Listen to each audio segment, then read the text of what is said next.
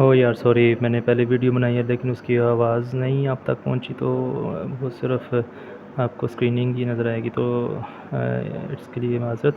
मेरा माइक्रोफोन शायद ऑन नहीं था। अच्छा, वापस आते हैं होम स्क्रीन पे, मैं आपको दोबारा समझाता हूँ, ठीक है।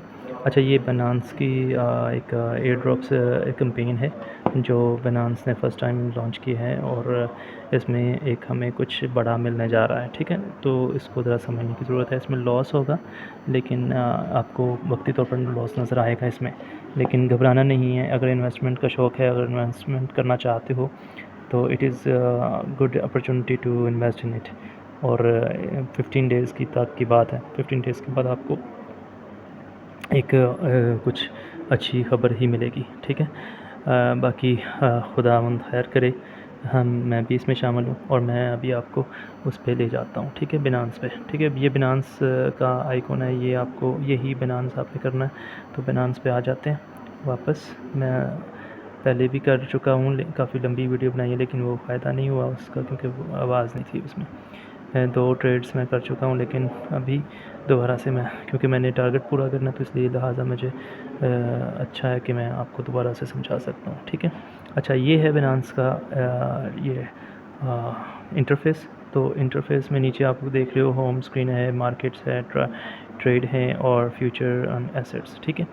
और ऊपर आपको एक्सचेंज और वॉलेट नज़र आ रहा है। एक्सचेंज के ऊपर आपका होना चाहिए, तो ये है। बाकी आपके अकाउंट में 2 पॉसिबिलिटीज़ हैं। या तो आप 100 मोर देन $100 रखो अपने अकाउंट में, एक ये इसके अंदर है, और दूसरी इसके अंदर ये है पॉसिबिलिटी कि आप करें कि आप $100 ना रखें, लेकिन आप कम से कम $10 to $20 आप रखें अपने पास, ठीक है। तो उसमें आप क्या कर सकोगे आके, आप उसमें कर सकते हो, ट्रेड कर सकते हो, ठीक है। तो हम अभी मेरे पास, क्योंकि मैं खुद $100 मोर देन $100 पे कर रहा हूँ ट्रेड, तो इसलिए ये ज़्यादा सूदमंद है।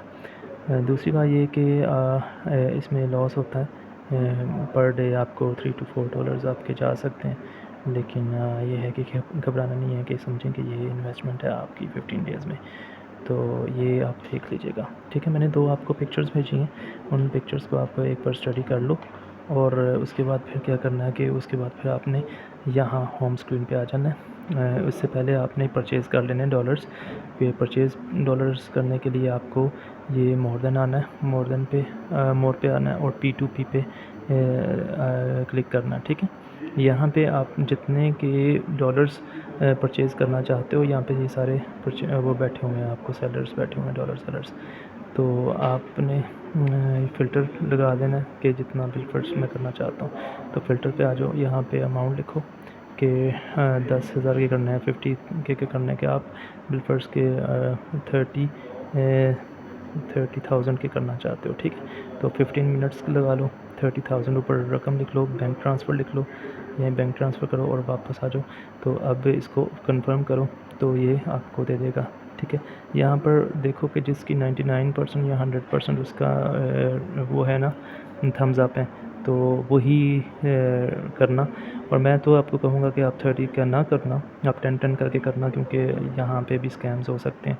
तो इसलिए बेटर यही है कि आप 10-10 करके करो, तो उसका उस पे वो मिल जाता है, ठीक है। तो जो सेलर गुड है, तो उसी को आप सिलेक्ट करना, और उससे बातचीत करना पहले, और उससे कहना कि मैं इस बैंक से भेजने लगा हूँ, तो क्या इट इज़ ओके। तो जब वो कहता है ओके, तो फिर आप उसको ट्रांसफ़र करके उसको पिक्चर प्रूफ भेज दो, तो वो विदिन सेकंड्स आपको वापस डॉलर्स में वो भेज देगा, कन्वर्ट कर देगा, आपका अकाउंट अपडेट हो जाएगा। जब ये हो जाए तो वापस आ जाना होम स्क्रीन पे आ जाओ। तो होम स्क्रीन पे आने के बाद जब आपके पास डॉलर्स यहाँ पे अपडेट हो जाएँ, तो आपने वापस आ जाना है यहाँ पे अल्फ़ा इवेंट्स पे। ये अल्फ़ा इवेंट्स का इनकी कैंपेन है, तो वो उस पे आ जाना है।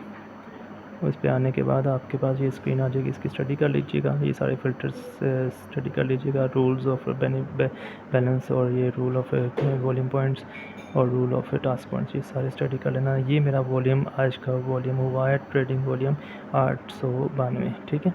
ये आपका होना चाहिए कम से कम यानी कि कम से कम 80 to 100, ठीक है, ये आपका होना चाहिए। तो जैसे ये हो जाए तो आपने अपनी ट्रेडिंग एक दिन की बंद कर देनी है। उसके बाद फिर आपने न्यू ट्रेडिंग लगानी है अगले दिन, ठीक है। तो ये जब हो जाए तो आप ट्रेडिंग बंद कर सकते हैं। ये हर ट्रेडिंग के बाद आपने अपना वॉल्यूम चेक कर लेना कि आपका वॉल्यूम कितना हुआ है, ठीक है। तो ये भी आपको समझ आ जाएगा जब आप प्रैक्टिकल इसको करोगे।